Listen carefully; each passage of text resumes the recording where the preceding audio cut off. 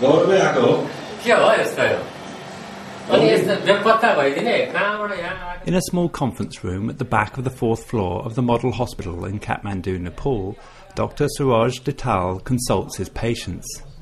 They come to him via webcams connected to village clinics throughout the Himalayas.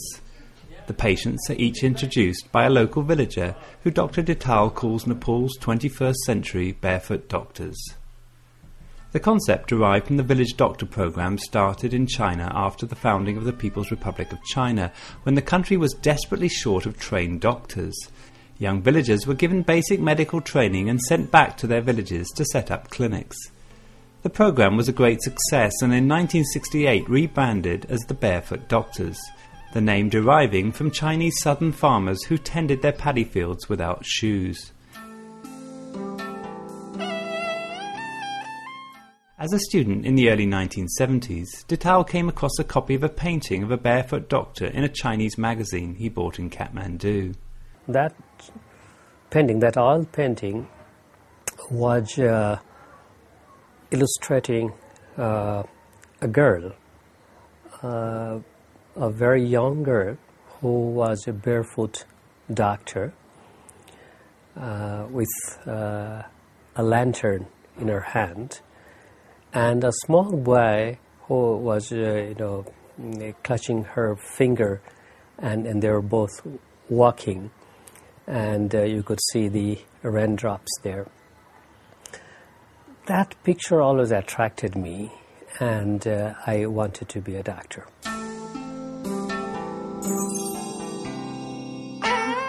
Dhital succeeded in getting a scholarship to study medicine at Shanghai First Medical College, but it was not easy for him to persuade his family.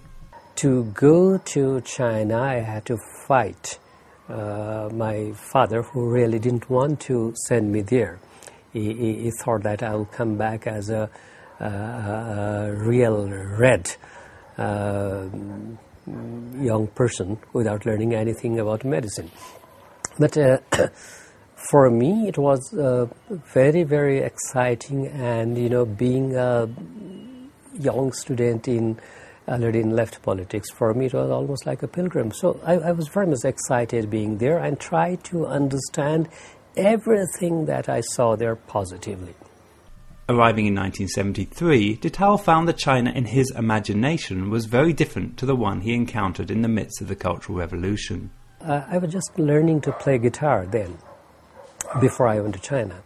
And soon after reaching China, I tried to buy a guitar. I went to the market, and I was shocked to find that, they were not selling it. They were saying that this is a bourgeois instrument, and we don't sell it anymore. Over the 18 years he spent training to be a surgeon, he saw immense change in the country he had adopted as a second home.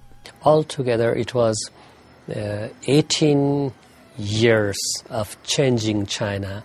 That's what I witnessed.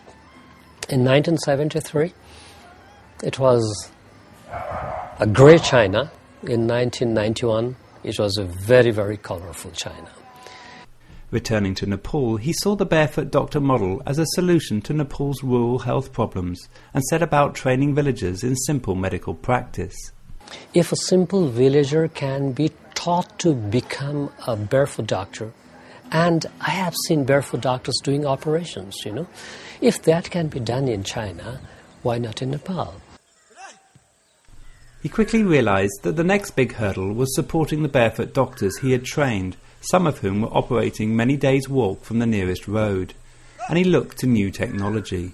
The 10-year civil war in Nepal made those developments almost impossible. But after a peace was reached, he set about creating a telemedicine network where the barefoot doctors could refer patients to specialists in Kathmandu. Every morning at 8:30, Dhital turns on his computer and, along with other specialists from the hospital, listens to cases referred by barefoot doctors from around the country. It has been an enormously successful experiment, and the model is being duplicated in other developing countries.